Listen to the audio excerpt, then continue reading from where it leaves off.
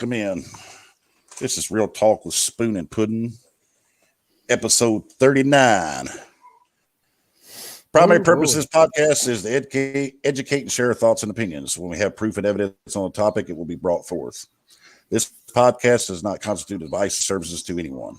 Spoon and Puddin do not accept any responsibility or liability for anyone, our guests, or anyone's comments or actions based on material we talk about on our podcast.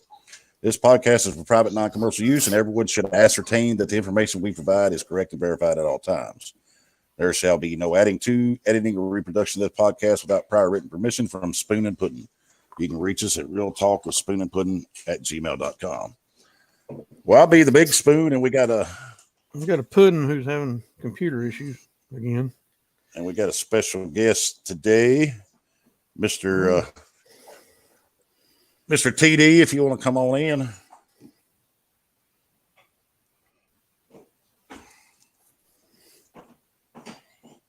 Oh.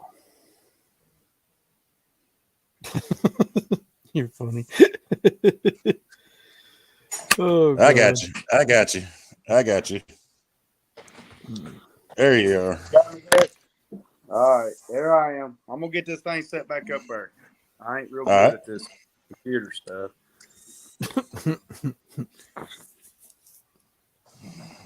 You see me now? Looks black. No, I can't see you. There we go. You're upside down. Bam. Now you go. There we go. There I am, guys. All right. Okay. Well, if some of y'all don't know, we got Mr. Diller here, former city alderman for the Portland, Tennessee, and write-in candidate for mayor this year. What's going on, Mr. Diller? Oh, not much. Just another beautiful day. A little tricky looking outside. Sun shining, but it's cold. Yeah, it started off a little chilly, but it's going to warm up to a piping hot 40 degrees with a northerly wind chill. Well, so a lot to talk about going on. Ain't there a lot going on? Quite a bit.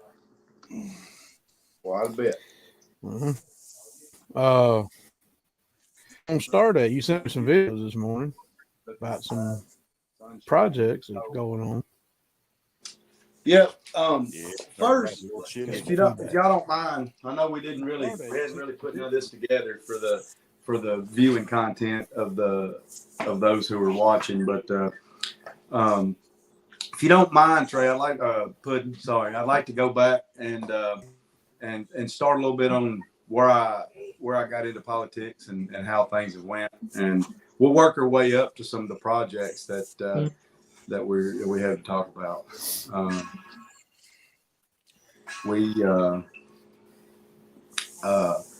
First of all, I'm bad with dates and years and everything, but I got into politics about 4 years ago. Had several people come to me, different incidents, different things going on. I was always able to help people get stuff done in the city of Portland. So when they came to me, I always tried to reach out to those people that I could and got things done. The thing that probably got me involved to decide to go ahead and run was the Dollar General project that was right up the road from my house.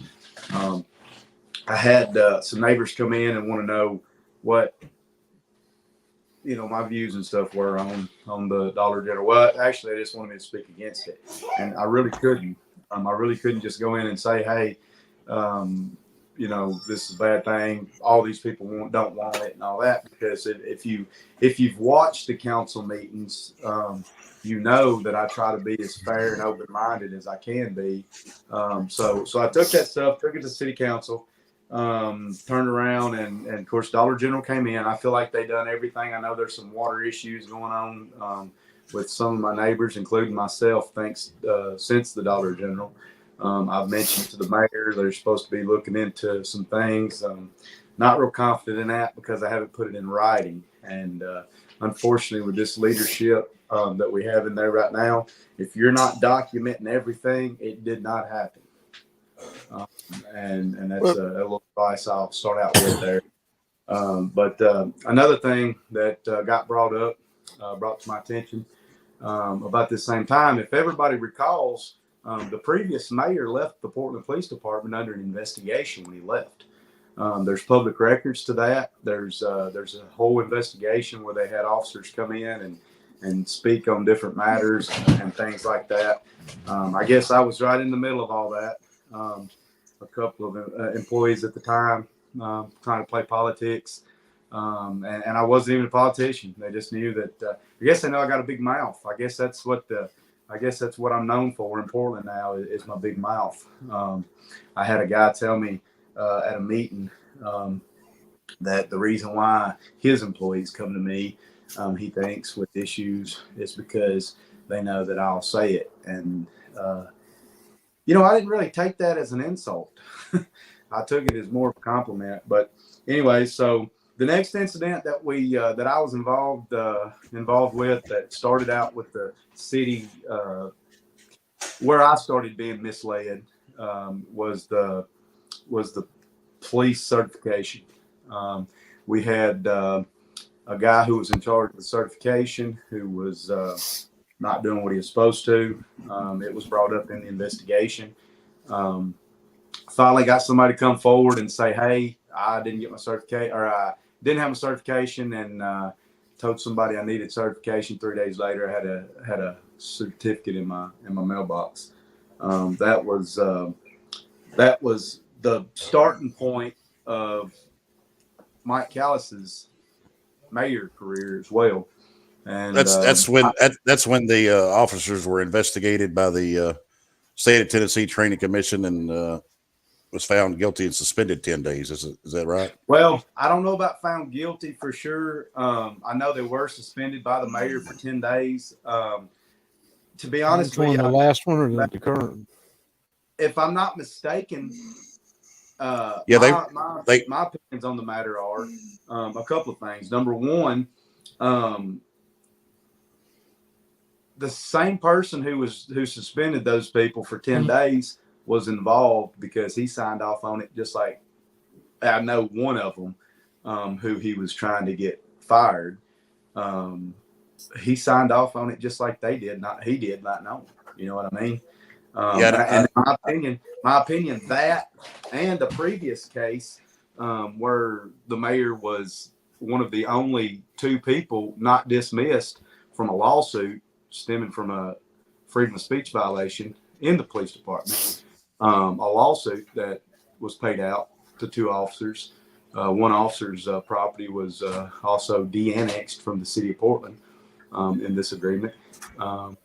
And it was found that only two people were not dismissed from that case, one of them being the mayor.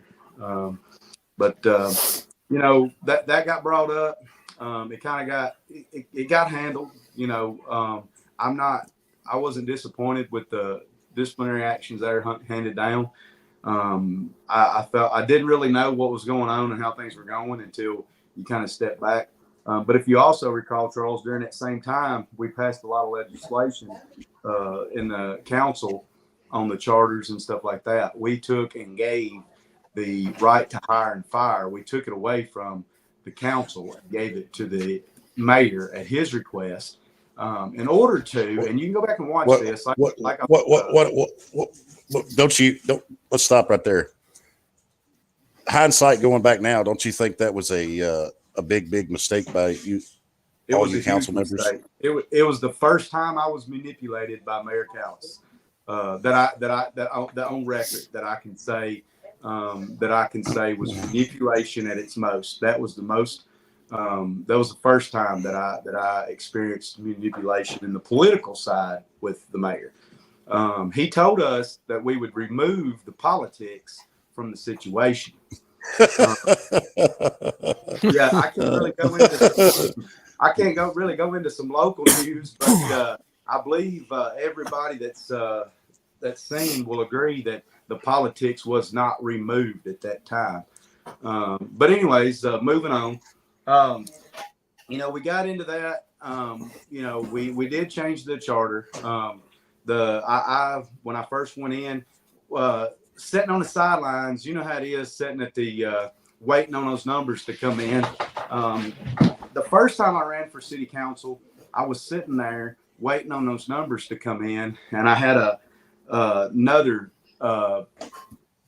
friend of mine. I guess I would say, I don't know if I would or not, but I had him sitting there messaging me. He was out of town, and he was saying, "What's the numbers? What's the numbers? You know what's the what's this, what that." Well, once he got it, and he seen that Mike was gone, he immediately started telling me things like, you know how they are.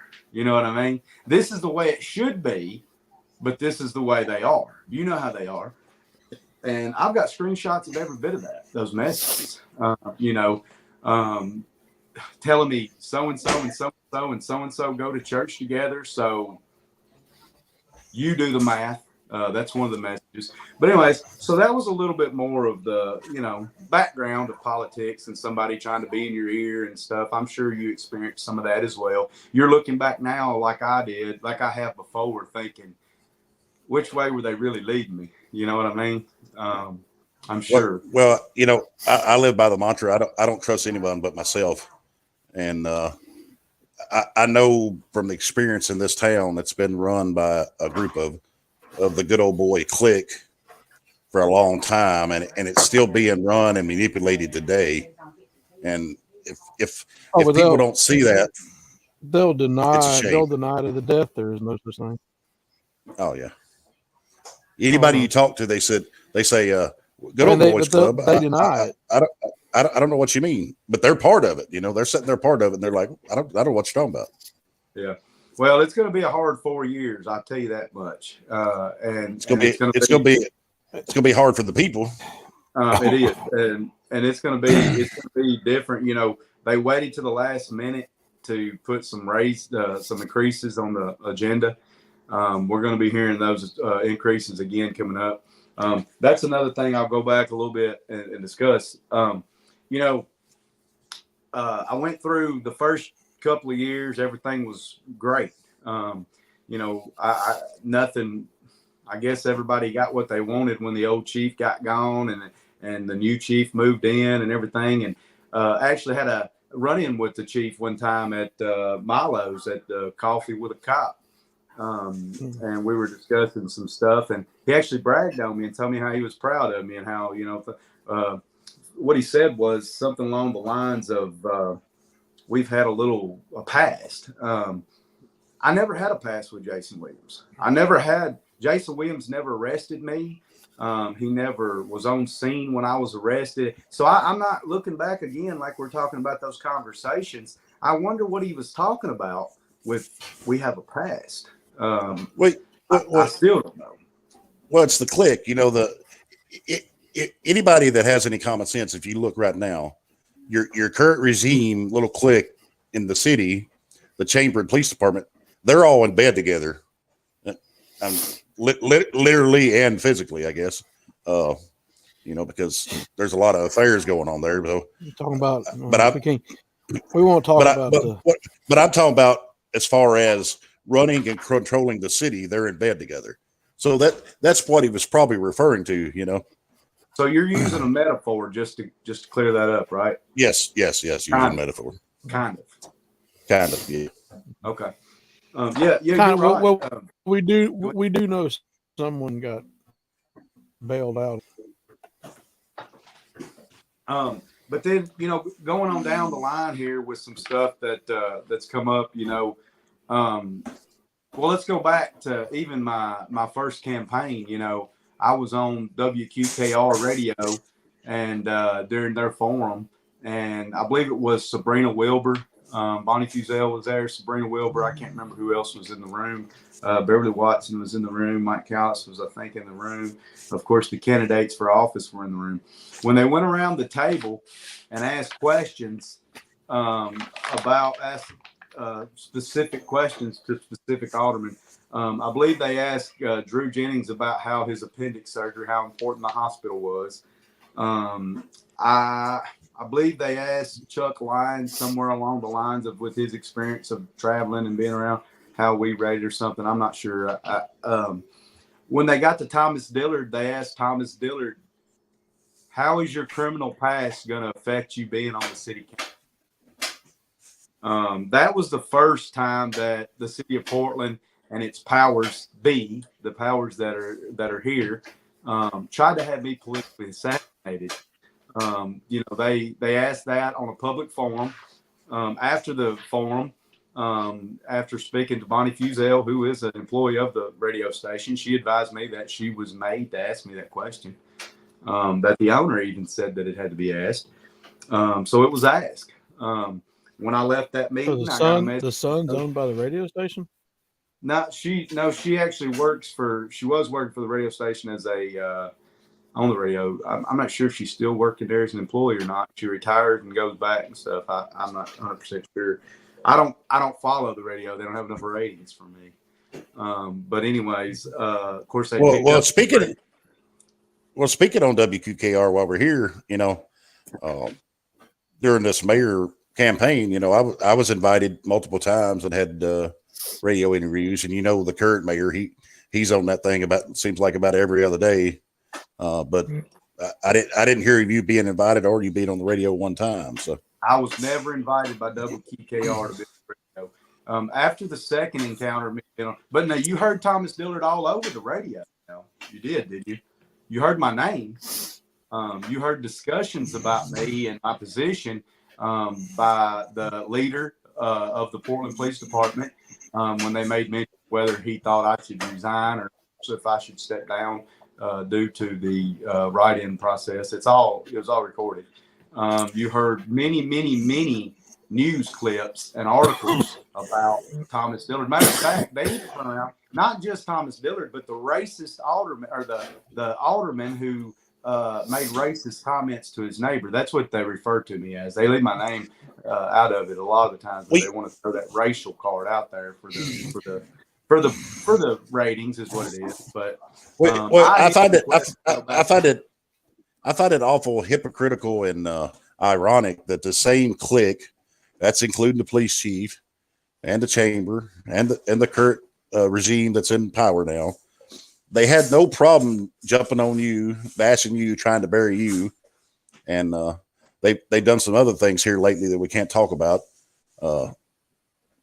But the things that they do that are illegal and they try to hide and bury and get away with, they don't want to talk about. And I know we can't talk about this, but even the latest story that come out on the news, they all ran and hid like cowards. Like the snakes they are. Instead of speaking. Yeah, here's the difference. Y'all may not like what I have to say or Puddin has to say, but we're saying it where you can see it. Right. We're using our constitutional First Amendment right, and we're speaking. When y'all do something that is illegal, and you comment, and you do things to try to bury people in the city, you run like cowards and you can't explain yourself. So I just want to make sure everybody's clear on that. Well, it's not just that when it comes to, you're right, though. You're 100% right. Everybody wanted to put my name in their mouth. Everybody wanted something to say about me that's involved. Every one of them is involved, but nobody wants to turn around and speak. They want to run and they don't have no comment.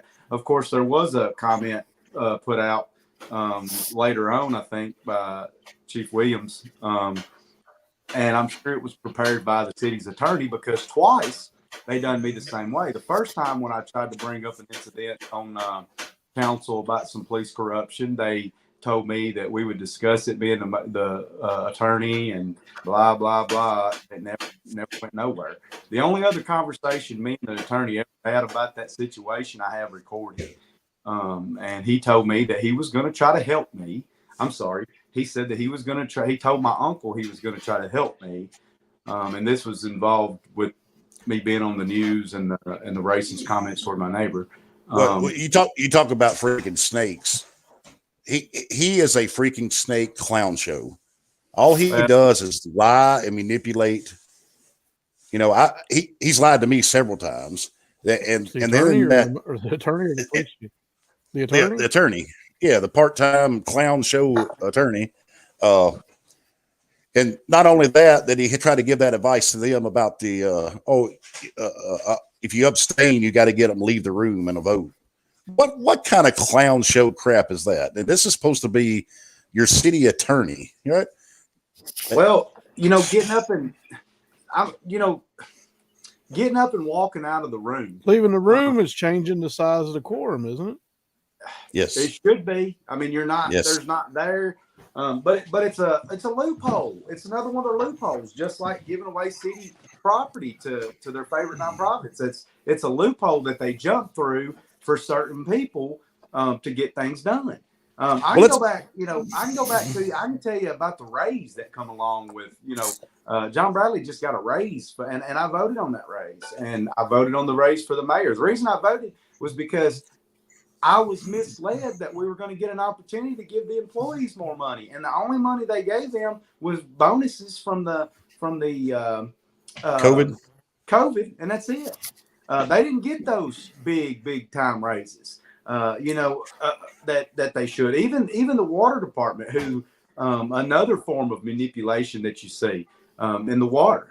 Water's been fine all this time. We haven't had any trouble with water. Water's been great. Sewer's been great. We can do this. We can.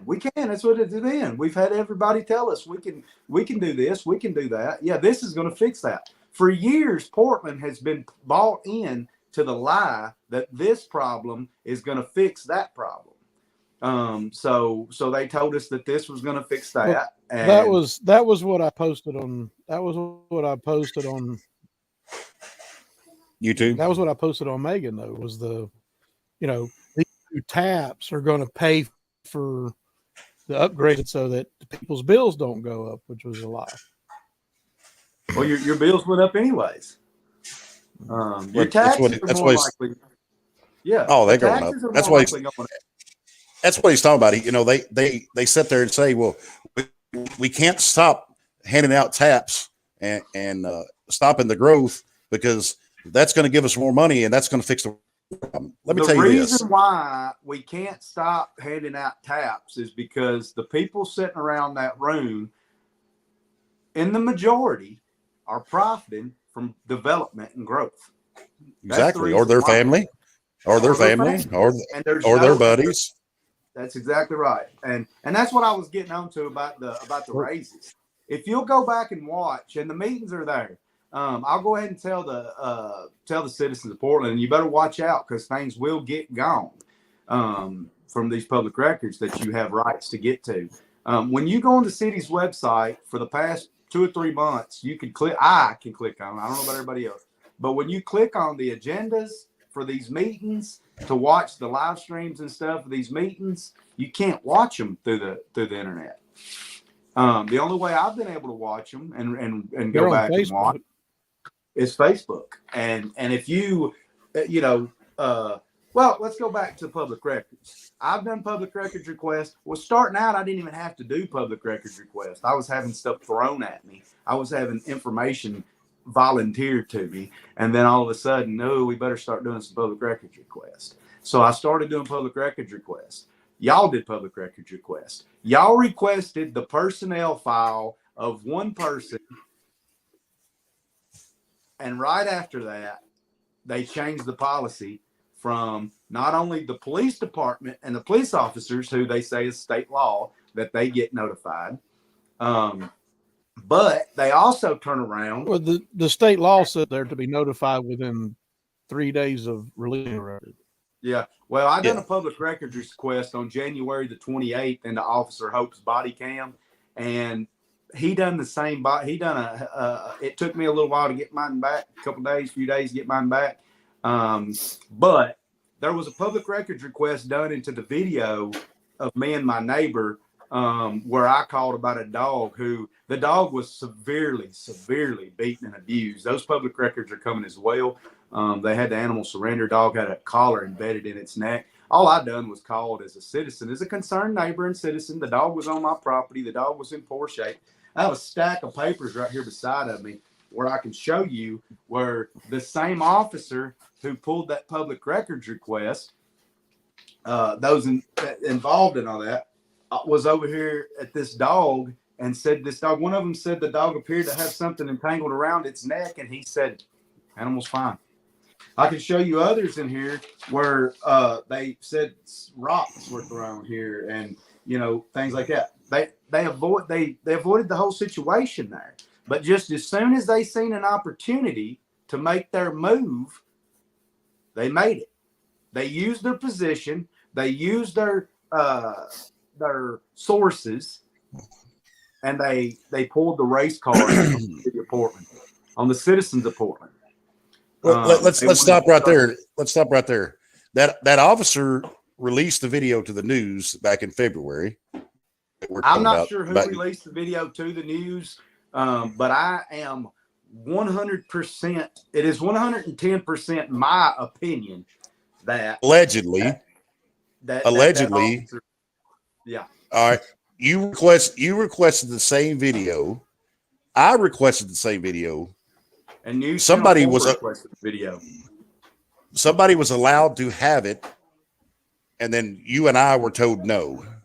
And News Channel 4 was told no. They were told that it was part of an ongoing investigation. That's what was released to the news. That's what was in your paperwork, and that's what was in my paperwork. But the chief stood up there at the podium when he was red-faced and pissed at you and said, I follow the law. I follow law. I release information that I'm supposed to, when I'm supposed to, and I follow law. Records request, and I released the record. That's what he said. Yeah. And I said, so you released the paper that was part of an investigation. And he said, yes, it was part of an investigation, but there was no charges pressed, no charges filed. That dog was picked up that same week, twice in that week. 2 days before that, the same dog in the same condition. Where's the employees that's supposed to be taking care of stuff like that? Where's the employees? They're going to say it's a process. They're going to say it's a policy. They're going to say it's whatever. Well, I can tell you this: the animal control person. Didn't you say the dog catcher's on her fake page? Yeah, she's too busy being on Facebook on her fake profile. Well, the cops have that as well, because when they get called out, well, you've already seen it, Charles. Your wife got screenshots of it. But when they get called out, they disappear. When they get, when somebody finally says, "Hey, ain't you a cop?" or "I smell bacon," or something like that, they turn around and they disappear for a few days. But I don't have to have a fake Facebook. I'm like you. I'm going to say what I want to say, and sometimes it bites me in the ass. But other than that, they can't take my birthday away from me. But what I was getting at right there is the chief stood up there and he was pissed. He was shaking, saying he followed the law. But yet he released the information to allegedly one of his officers to turn over to the news to make you look bad. But me and you, he wouldn't release it to us. He wouldn't release it to the news channel because he already gave it to the officer to release to the news, allegedly. Don't forget. Hey, don't forget, Spoon. You got what? You got 2 paid from West on his personnel, so he doesn't release that. And I'm still waiting on an officer personnel. They probably just forgot about it, but I'm just going to let it keep going.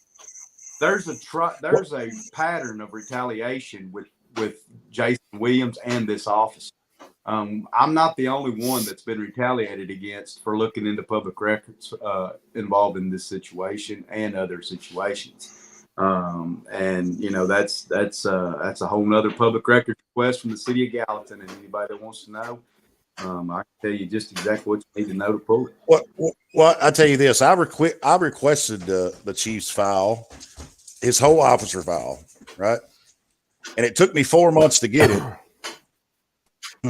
And he's been an officer for 20 years, more or less 20 years, plus his position time as a chief. And there was what I tell you, Puddin', it was 2 sheets of paper in there. That's what his file was released. 2 sheets of paper, 2 pages. That's all he had in his file that he released to me after 4 months of waiting, which is horseshit. I wonder who prepared that file. I'm gonna put the. Who prepared? I'm sure it was him, but I'll put the video up where y'all was going tit for tat in that meeting. Oh yeah, you can put it up because it was ridiculous. Can you put that up here live now or not? Probably not. You got to figure this stuff out. I can try to play some of it. He can try. See if I He can try to. got to figure out my internet. I don't know. So let's go on a little bit about my situation, and It was working for a while, and the retaliation, and the fact that I was shunned. I brought up when another thing that I can't understand just yet is when for 4 years of my political career with the city of Portland, I received text messages in a group text that only pertain to things and going on in the city. Just like I'm sure that when the news come out this last week, they all got emails or text messages, one saying don't respond or hey, this is going to come out. They got tipped off. That's the way it works. That's exactly the way it works. Anybody that says it ain't's a liar. But I'm sure that I'm sure they got tipped off. But we used to get text messages like that. We used to get texts, hey, water tank's this, water tank's that, something's going on here, got a tornado there, different things like that. We get texts. And, I'm not going to say that that's a violation of the Sunshine Law. But, again, I had some employees to send me some pictures of a vehicle that was wrecked by superintendent, supervisor, whatever you call him, coordinator.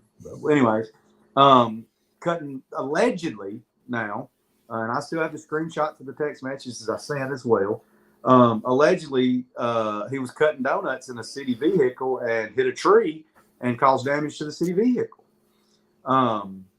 Well, I sent that to the group message, so I assume I'm just as guilty of violating Sunshine Law as anybody else, since I didn't speak up about it. But I guess at the same time, whenever they're doing it and you don't know that it's wrong, you don't know that it's wrong. But that also doesn't excuse you because you don't know the law's wrong from breaking the law or the rules. But anyways, so I finally, after all that month or month and a half of February, where they did what they did in order to, here it comes. That's the meeting you were at. I'm going to put it up on YouTube later. Okay. But yeah, where people can watch it. So I finally get a hold of John Bradley. He finally reaches out to me. We somehow make contact. He wants to talk to me. So we were going to discuss what was going on, whatever. As I go to leave that morning, Officer Hope drives by my house, as he did several times. I've got video cameras up to catch everything that goes on. I've got videos of cops going down the road to the end of my road at my dad and them coming back by here recently. But anyways, I feel like they're stalking and harassing me. But anyways, so I finally get out there to speak. Well, as I go to leave my driveway, driving by real slow right in front of my vehicle, there goes Officer Hope in his squad car. So I get up to the attorney's office, and we get to talking about the whole situation. And he wants to give me I just simply told him, just like I would tell anybody, I'm not really sure what you want me to say, but I don't have any real apologies to offer to anybody that I feel like. So I don't know what they want me to say. Well, at that point, he advised me that somebody had called in and said that I'd been following them around. A police officer had called in. And I mean, I'm serious now. This was just in a few minutes and said, this officer says you've been following him. I don't know if it was the one that drove by my house or not. But he says that there was he says that they were the reports that I was following somebody. So I didn't think nothing about my video cameras. I called my wife when I left and tell her, he wants to write me a statement, by the way, for the news or for the meeting coming up. That's what he wanted to do. But anyways, so which he did, and I laughed, and I didn't go by the role, as you can see. That's what they don't like. They don't like people that don't play by the roles. But anyways, so once I got up there to that officer or to there, and he told me that, I called my wife when I left and told her, and she said, well, the cameras will show that video of him going by here. She pulls it up. Sure enough, you can see me wave at him. I mean, my cameras are that good. I'll get them up so that way they'll be on my TikTok probably. I've got a TikTok going that's looking for some advice, I guess you would say, from the higher up, because I believe that's where this is going. I believe this is going to end up at state or higher. But anyways, so what I was getting at there is I had proof, so I turned around and sent that proof where I was at, my video, everything. Never heard another word out of it. Never heard another word out of it. Now I was shown a video of the snow incident, and allegedly, well, from what I seen, they wouldn't give me the video because they didn't want it to end up on Facebook. I'm not sure why they wouldn't want it to end up on Facebook if nothing happened, and you know what I mean. But that's what it was. They wouldn't give it to me because they didn't want it to end up on Facebook. So he shows me a video. I don't think that guy. The video doesn't show him whipping a donut and hitting the tree. I'm not sure that he wasn't fixing to do a donut.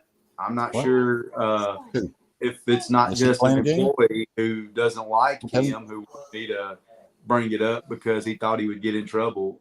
Because that's what happened to me in the very beginning with the police. They had people they wanted gone. They wanted rolls. They wanted to be moved up. So they were feeding me stuff. That way I would bring it out. And it all needed to be brought out, but they needed to bring it out themselves. So, you know, go on down to a few of the different things that I've spoken out about. PUDs. PUDs are something that I felt really strongly about because I feel like protecting the citizens of Portland with this development that we're not going to be able to stop. I mean, it's coming. The water, that's something else I started on earlier on the manipulation side. You know, everything was fine. And then all of a sudden, just because Mike Hall, I believe it was, and myself spoke up about, what about the water? Can we do this? We're going to put a moratorium on water. Well, they just popped that in there like that, out of nowhere. I believe that was a scare tactic by manipulant Mike in order to get what he wanted passed and to get everything okay, whatever.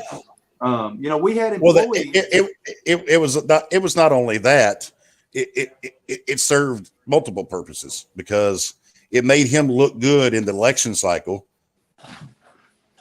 because he's sitting there going, you know, if our development stops and this is going to be put on the council, if they vote for it, it makes him look good. Well, right? But what he's not, what people aren't understanding is, putting it on the development side of that stuff. He blames the council. He says, well, y'all voted on it. Well, the council voted on this. Well, the council did this.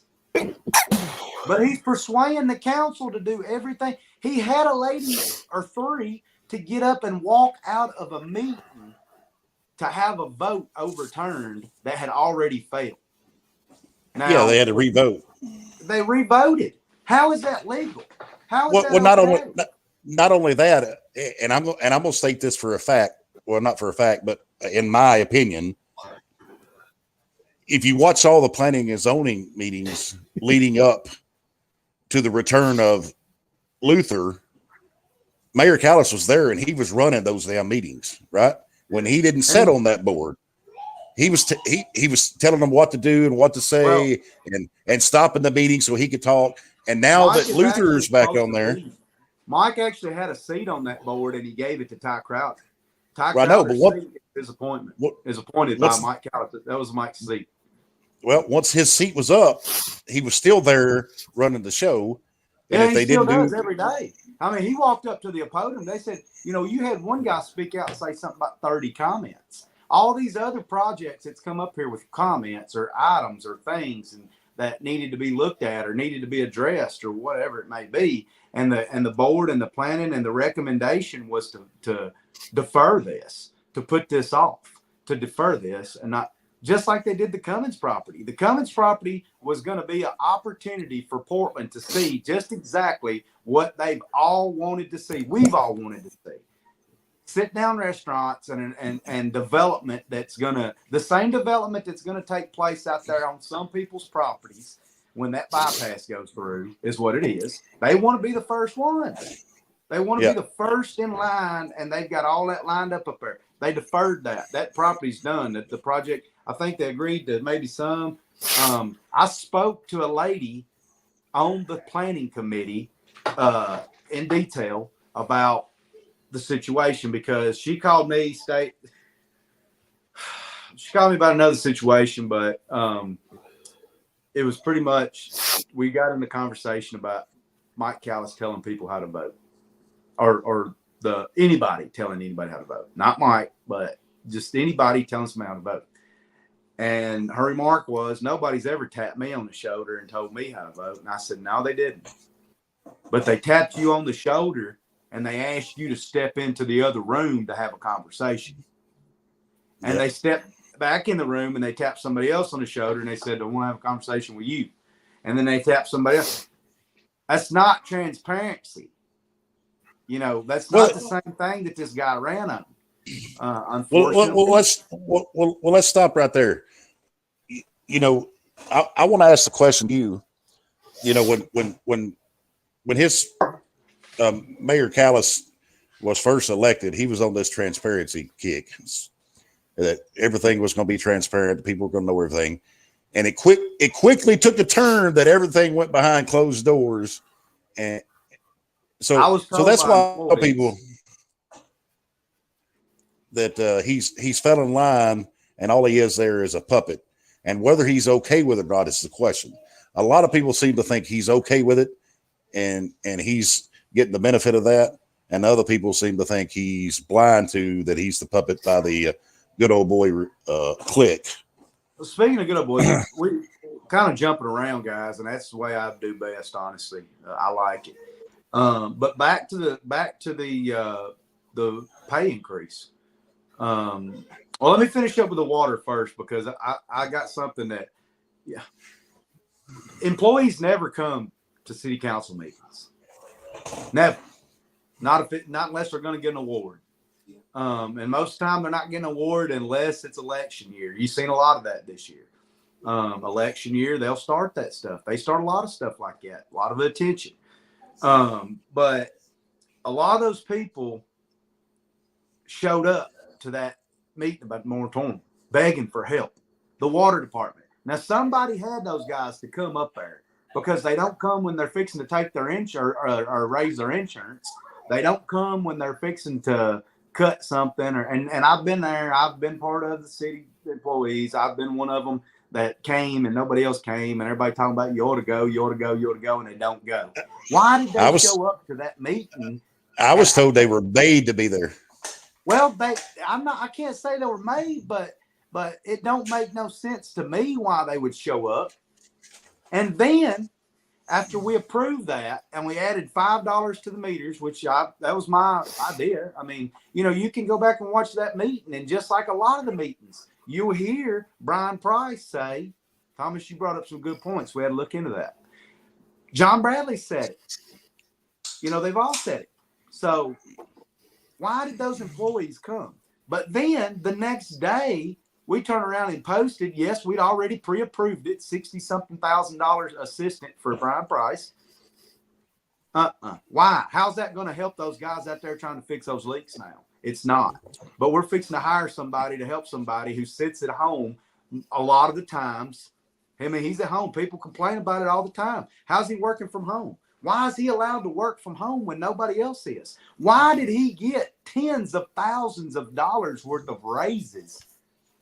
His salary has tripled since Callis has been in office.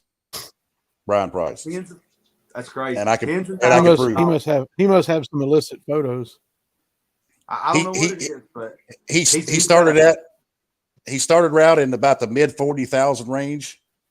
And in less than 5 years, he's up over $100,000.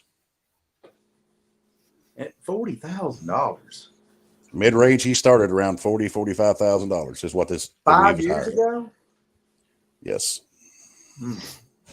I don't know. Like I said, I know he's gotten raises, and I know that nobody else has.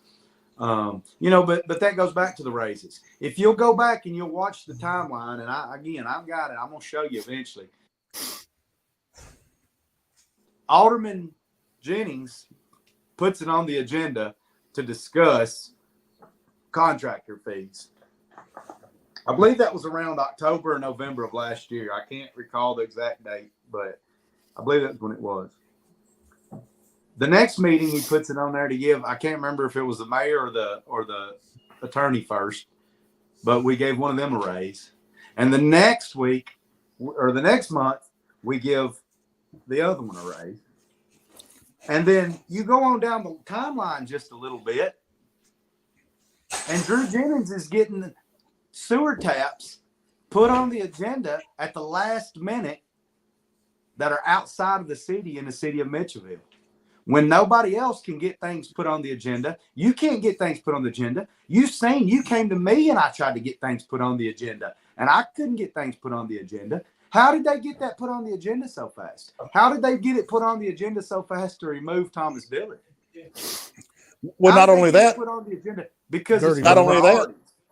yeah, not only that, they had that one meeting where Brian Woodall spoke out. I don't think you were there at that meeting about they put something on the agenda at the last minute, snuck it in there to vote on it, and he actually spoke out again and said, I'm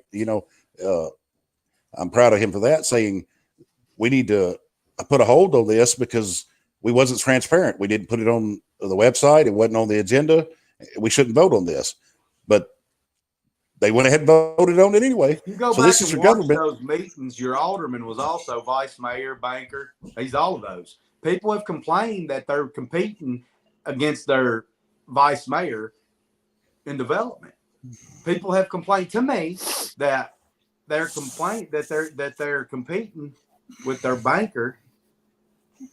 Well, me and Puddin talked about this. There was a lady over on South Russell who just wanted to, what she wanted to do, Puddin, she wanted to split her little. She has two properties, 601 South Russell. She has two properties. One was zoned commercial. The other one was RN1. She wanted to rezone the commercial to RN1. So they would both be the same zoning. The one's kind of landlocked. They won't let her access. I've got the video up here. I can. But the point is here, they voted and told her no. Yeah, they told her no, and they didn't really seem to have but then right after that, they started, well, we got to keep putting taps and blah, blah, blah, blah, blah. And like, that's not all they it done, was like, no. That's but not all the reason you told her no is because she ain't part of y'all's little crew. If you remember just exactly, you had to leave and go to work, but that was the meeting that y'all were in. Yeah. We were standing outside. I still kept up with it. Outside the meeting at the work study, and that lady was speaking about what her deal was. And she told me, if you remember, I don't know if y'all remember or not, but she will, I guarantee you. She told me that in the planning that so-and-so was okay with it, but Megan Thompson wanted it deferred or something like that. And I told her that whatever Megan Thompson wanted is just exactly what they did. And they did. She also Megan Thompson told that lady right there in that meeting, turned and looked and said, if she wants to talk about it, she can call me. Yep, she did. You can call me. So she can pay penance she can pay penance or, figure out some backroom smoky deal to get it passed because Megan says no. Well, here's the point I'm getting at. We've had such a water issue, but leading up to all that, they said our water was fine for all these developments, right? And then they come back and said we didn't, which we all know we've had a water problem. But they told this lady no, but Drew Jennings has no problem getting his taps for his development. Brian Woodall has no problems in his real estate. Josh Russell, family of Miss Megan Thompson, has no problem getting his taps for his 200 house development. But this lady on South Russell, you're going to tell her no. But if you have any problems, you need to call me and talk to me. That's right. If people call us, so you can. Yeah, I just don't understand that people cannot see what horseshit corruption there is going on there. or they just don't care. Well, they can't do nothing about it.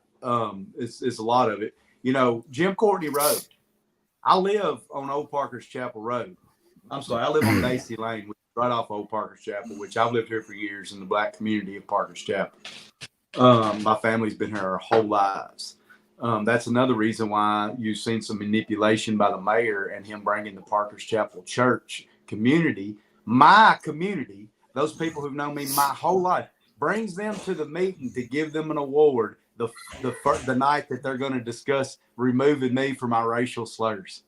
You think that was coincidence? It's a manipulation. It's the use of his church and the use of the black community. Mm-hmm. No, it ain't no coincidence. And people recognize it. People see it. Now, Mr. Dillard, you know that great Christian leader of ours would not do that to you. Well, he would not manipulate the people that way. Well, there's Christians who are manipulated. I've been manipulated before, and I'm a Christian. You know, I hate to get into the religion thing because I've seen Puddin, and he's got some good argument.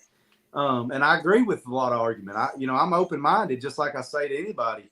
However, I know what I believe, and I'm going to be strong-headed about it as anybody. Oh, it don't bother me to get into it because I think it's.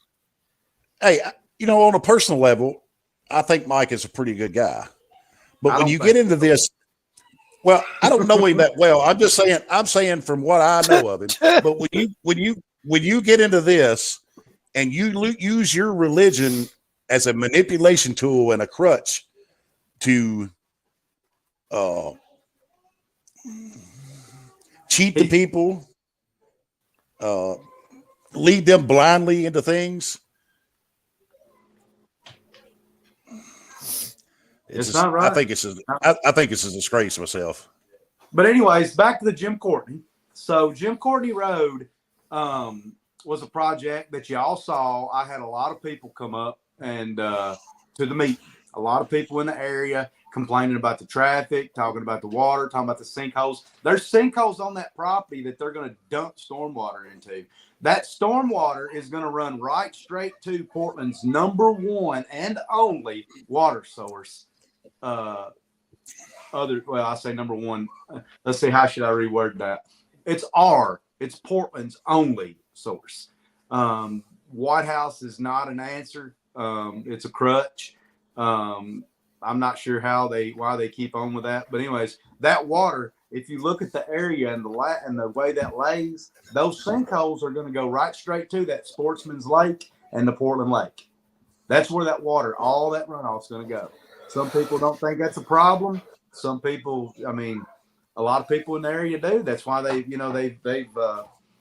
contacted me about it. So we go to get that done. That was a situation where my own father made money off of that project. He had some property in the back there, off of the one side of the road. And it was going to be required for some more development to come in there, for some more houses and for some more space. He was going to have to give up sell some property lines and stuff, and he did, and then he was. And even though my own father had a potential of making money, I was completely against it. I'm still against it. I still don't think it's a good idea. And I can show you a pattern there as well of some manipulation that's went on. I personally don't believe those houses will ever be built by that developer. I believe that, just like I've stated many and many a times before, once it's passed and it's straight zoning, there's a video that I shared and going to share on my TikTok as well, again, from planning, where Luther Bratton asked about tying these PUDs and tying these developers onto these agreements and how it's done. And they say a PUD is the only way to tie those together. It's the only way. But $20,000 is a lot of money on this project. They don't want to do it. They don't want to spend $20,000. The citizens are going to continue to pay, and the contractors are going to go on. And I've got contractors that support me as well, but they know that I'm right. A lot of the contractors don't think that the idea is good either, to continue to pull from that Jim Courtney Road. the area. I mean, how can we look at the development right up the road from Jim Courtney Road? That's an eyesore, in my opinion. Not the houses, but that big old pond over on the city, a detention pond on the city. Why did the city agree to allow them to put a detention pond in so they could do a development? They're going to tell you that it was because it was going to fix that road through there that was always flooding. But you'll still come through there and you'll see that road blocked off because it didn't fix the issue. Right. Move forward to different things along that timeline. There was some things that were going to be done that, I think they went back and asked for what? Narrower roads, maybe, or wider roads and smaller widen the lots. road. Well, here's the one thing that should be very, very, very concerning to the people, and they should be watching these meetings and paying attention. Like you said, that you voted for it, you brought it up, and y'all added that $5 meter fee, right? Yes, sir. Several months back, and it was stated by not only Alderwoman Thompson, but I think a few others sitting on the board that if they kept the development going and kept handing out these water taps, that they raised those fees enough that it wasn't going to be affected to the people, right? That was going to offset where the people they wouldn't come to the people and have to raise their bills or anything, right? Because if you raise somebody's bill, $20 or $30, especially the elderly, that was a big change. But yet, at the last meeting, they got a resolution to raise water and sewer rates 25% in the next year and a half. Yeah. And that's going to happen. 28%. 10%. Well, 25 in the next year and a half. 10% January 1st, 10% right. July 1st, and then 5% the next July 1st. Yeah. So in a year and a half, your sewer and water bill is going to go up 25%. Well, after they sat there and said, if they keep giving out these taps and keep the construction and building going, that they wasn't going to have to raise your bill. Well, and there's some more questionable actions that took place around the Jim Courtney property. If you'll remember, that property fell as well. It failed the board. Brian Woodall goes out and gets his real estate license, and 5 weeks later, he turns around and puts it back on the agenda. There's a lot of people who have gotten on to me, and you'll see it all over Facebook in their comments. They'll say, well, Thomas voted for a piece of legislation that anybody that decided to run for mayor had to give up their position as alderman, right? Then everybody wants to say, well, you sit there and fought against and tried to pull a quick one against the same piece of legislation that you decided on and that you voted and that you requested. What's the difference? I changed my mind just like Brian Woodall did, right? Yeah. Or am I not afraid to change or am I not allowed to change my mind because I don't have the click? I don't have a click around me. Here's one question I would like for you to answer for us and the people. I've been told many, many times that when these resolutions come up and they're just going through them, all voting aye and pass them through, and there's not much challenging to it unless you say something or occasionally my call or something like that, that these have already been discussed and met behind closed doors and everything's already been ironed out on, and they're ready just to run them through. Is that true? I believe that to be 100% true. But were you part of these meetings? Is the question. I wasn't. I can't say that I was ever part of, straight up, hey, this is what we're going to do. But I wasn't. So y'all didn't meet. So y'all didn't meet as a board behind closed doors. I never met. The only time we ever met behind closed doors was for legislation. We had an officer that was going to sue us one time over a promotion and speaking to an alderman. Actually, an alderman contacted him and asked him why would you want that job? Talking about the codes job. Why would a young officer want that job? And it was about the time Jody Rush got it. Jody McDowell, I reckon, contacted one of the police officers who applied and said, why would you want this job?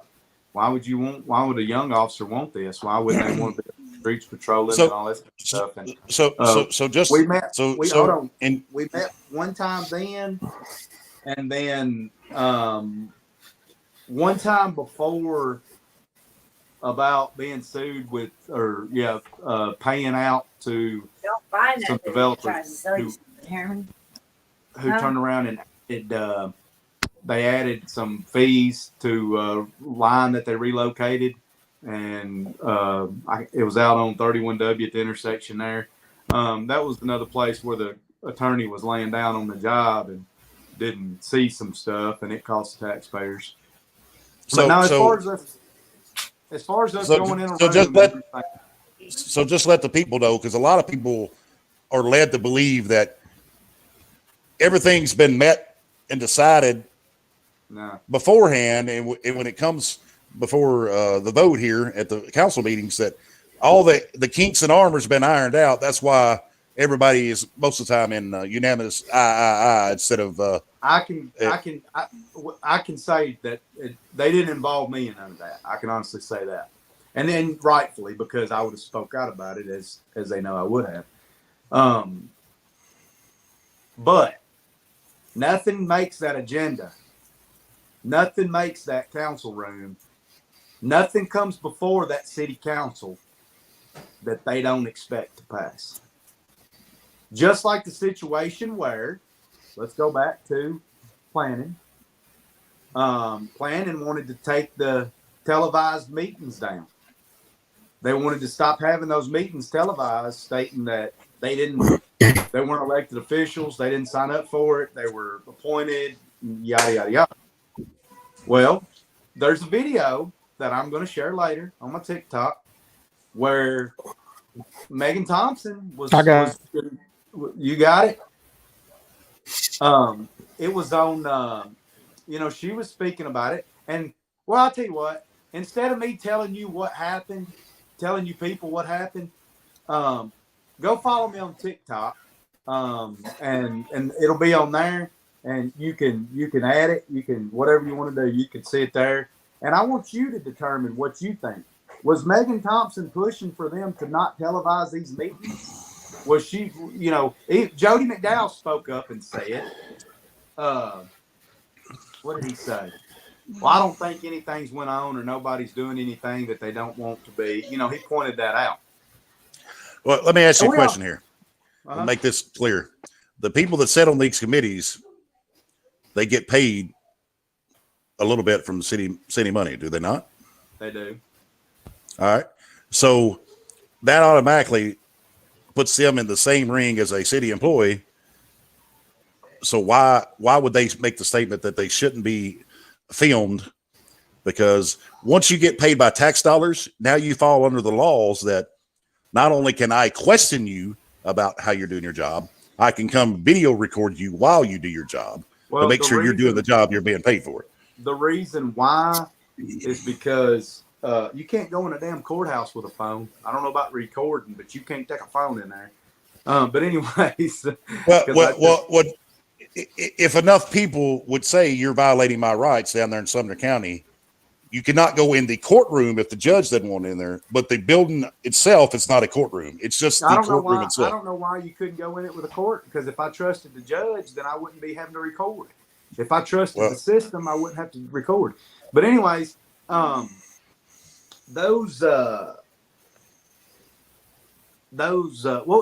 asked a question there. You asked a question. It was about the recording. Okay. I asked if they were paid. You said yes. So now they're city employees because they're paid with tax dollars. Why would they say they don't want to be recorded? Obviously, they have something to hide. Well, no, in my opinion, some of them may have something to hide. I mean, we've seen in planning people get tapped on the shoulder and walked out. I'm not saying that those people had nothing to hide, but that was done for one particular reason, and that's to push through a piece of property. And that's all there is to it. There's no arguments to that. There's not no right and wrong. When Jim Courtney Road got brought up, and I still personally believe that piece of property failed. The reason why, because Mike Callis turned around and voted during that. The reason why he voted was because Megan Thompson abstained, And in that point, I believe then that put that to a fail. The next day, I contacted John Bradley, and I asked John Bradley. And the reason why I did that was because Brian Harbin had told me when we walked out of the library one time about a piece of property. We were walking to our trucks, and he said, if I know that an abstain vote was a no vote, then I would have voted on that piece of property that I didn't vote. See, Drew Jennings in that same meeting, when he was confronted, said, well, what are we supposed to do? Just not vote? Precisely. But anyways, so I asked John Bradley, I said, John Bradley, you told Brian Woodall or Brian Harbin that this was this way. And I said, what if it happened this way? And he said, you know what? Just like what you've heard Brian Price say, just like you've said yourself, just like you've heard the mayor say, that's a good question. I need to look into that. Yeah. Now we're coming to planning meetings, and we still don't know what an abstain vote. One of those ladies that I spoke to in the planning told me that she did not even know still now. I told her, I said, you know, I'm not saying you've ever been made do anything wrong or whatever. I said, but now you're questioning why you revoted. She said, I still don't. She said, Thomas, I honestly still don't know why we revoted. Well, that's not what they done. What they done was illegal. I don't. And they done it, and they done it on camera. It needs to be looked into. I don't know who you get to look into this stuff, but it needs to be looked into. There's nobody to hold them accountable, unfortunately. You go back to another planning meeting, the same meeting I was speaking on earlier, where Luther Bratton asked about about when they were talking about this, these PUDs and stuff. In that same meeting, it was asked about when the developers agreements were signed in the city of Portland. At what stage, at what point are these development agreements signed? Somebody in the back, I guess it was Meg, the planner. I thought that was Meg. I think it was Meg, the planner, and Carlton Cobbs. I can't really hear the video real well, but Carlton says something on them speaking. But he says something about usually toward the end, you know, when everything's here and it's the first step to the ending or whatever, or finishing up and letting them go or whatever. And the planner speaks up and says, Jim Courtney Road was signed earlier than anything ever has been, or that she had seen, and that it was done before there was a developer's agreement or anything. There's a lot of controversy going around this Jim Courtney Road, guys. A lot of it, and it's all got to do with some of the same corruption that we've been speaking on. You know, people walking out of rooms, people, you know, getting stuff pushed through, people, you know, not showing up to meetings and then turning around and wanting to take their time and review the video and come back and bash everybody on the council like Megan Thompson did me whenever she came back. And, you know, and I honestly believe, I may be wrong, but I don't think I'm wrong. And I don't think nobody else is going to think I'm wrong. But I honestly believe that everything that happened to me because I've spoken out. I believe that every bit of it's happened because I told the truth. And there's not a whole lot of stuff that's taken place that don't circle right straight back around one cop. All right. Well, we ain't got much more time, so I got a few questions for you. And Puddin, do you have anything? Because we ain't got but maybe 10 minutes before. Well, I don't really, like I said, I've got some videos, but I'll be putting them up on the YouTube like I said. And if it's okay with you, Thomas, any of those things I really want to go back to. Yeah. What? My internet sucks so bad. Well, Thomas, any of those things you want to put on TikTok, Hopefully you'll let us stick them on the YouTube to go with all the other stuff. So it pieces. It's all public record. It's all recordings. Things and things. Anything that's original, as far as you can share my TikToks on there too. I don't mind that. But anything that's original, I very much and not only do I approve, but I encourage you to put on there. People need to know. All right, Puddin, what'd you say? I said my internet sucks really bad. I got to try to figure out what I may be forced to get a computer soon. So, so you got anything you need to add before I ask him a question? No, I'm gonna let y'all. I'll let y'all do it because you're working better. All right. I have one question here for you, and from what I know and the things I've heard, your daddy and Larry Collins worked together for a very long time, and from what I know and I heard that your family and Megan's family were pretty close at one time, and got along and everything else. My question to you is, at what point did the switch flip to where now it seems like I don't want to say y'all hate each other, y'all have a disdain for each other, and disagreements on a lot of things that goes on in this city. Do you have a pinpoint of when that switch flipped? Well, first of all, my dad and Larry Collins were best friends. My dad and the Collinses still are best friends. I don't personally like the reference to the Collinses that a lot of people make on different topics because for number one, Larry Collins done a lot of stuff for this town, and whether you like what he did or not, or agree with how he got it done or whatever, he didn't do anything that council and that mayor's didn't let him do. He did not do anything. He didn't pull no underhanded stuff. He done just exactly what they let him do, and he got by with it. Megan Thompson and I's issue started when I first asked about the traffic stop. The next incident was the ad hoc committee meeting after the traffic stop that I brought up, where they wanted to double the trash rates, and I told her that she could afford the rates, but not everybody could.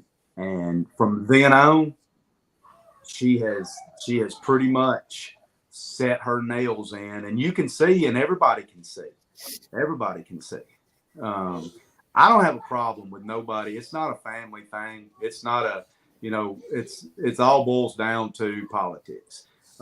Jody McDowell told Josh Russell before he voted in that original, maybe the second vote after it was put back on the agenda. He looked right straight at Josh Russell and he said, and he ought to know because he's been here the longest and he's played the politics the best. Any cop that everybody likes knows politics. Oh, yeah.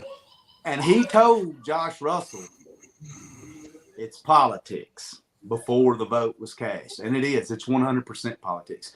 Mine and Megan's trouble started when both of us got into politics, if that answers your question. Okay. I got you.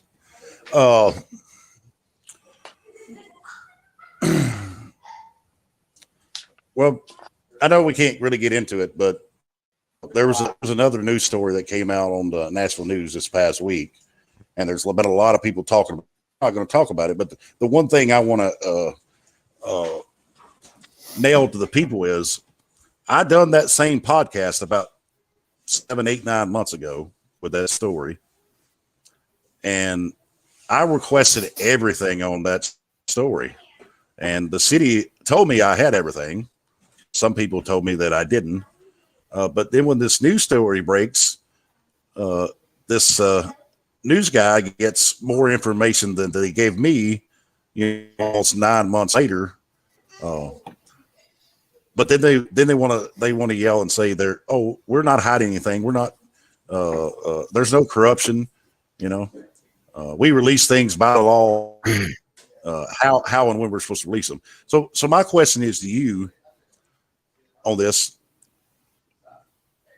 why would a independent journalist such as myself only get certain information, but they give a paid journalist from a news station more information when it's all public record?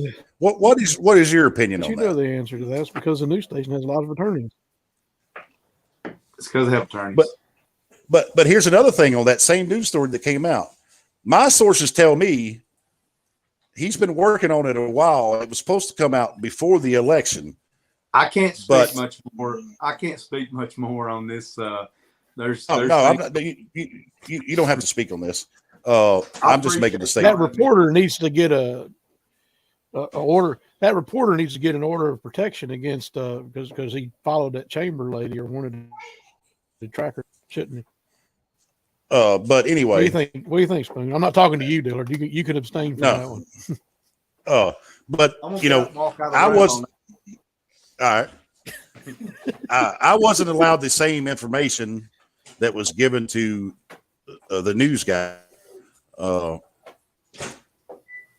and everybody that he went to and asking for an interview, they ran and hid. It's just mind-boggling to me that they break the law intentionally, but stand there and tell people that they follow the law, and then when it's investigated, they run and hide. I put up the chief tonight saying that I follow the law and I release their things. If it's requested, I'd release it. Yeah. Liar. He didn't release your records. He still ain't released the police file I asked for. So he's a liar. Well, that's about all I got on there. We'll post some stuff on the YouTube channel that's linked to all this stuff. If anybody wants to go watch it, Real Talk with Spoon and Puddin on YouTube. You got anything else, Puddin? No, I ain't got nothing else. I guess Trump's coming back, so he'll be on Twitter soon. So that'll be entertaining. Do you know that was the only thing I wanted to say? On the poll, there was over 15 million people voted on Elon's poll on Twitter to reinstate Trump or not. 52-48. That's scary that 48% don't defend free speech. Just like the people that run this town, they don't defend free speech because you can talk about what they're doing behind them smoke-filled rooms that everybody's nervous about and has caused. There's a lot of people in this country that's ready to give our rights away on many things, whether it's speech or gun rights or you name it. They're ready to hand it over. But anyway, we're fixing to get out of here. The New York Times, they've got a great article out about how the First Amendment is disappearing. Y'all, thank y'all for having me on. I'm going to hop off here. Y'all have a good one. All right, we'll see you. Yeah, we're about to hop off too. So, but all right, we'll see y'all next week. Nothing else. I just wanted to say that was a tweet. So, all right, we'll see y'all next week. We'll have some more stuff put up on the YouTube. Right. Go to YouTube, subscribe, watch it. See you later.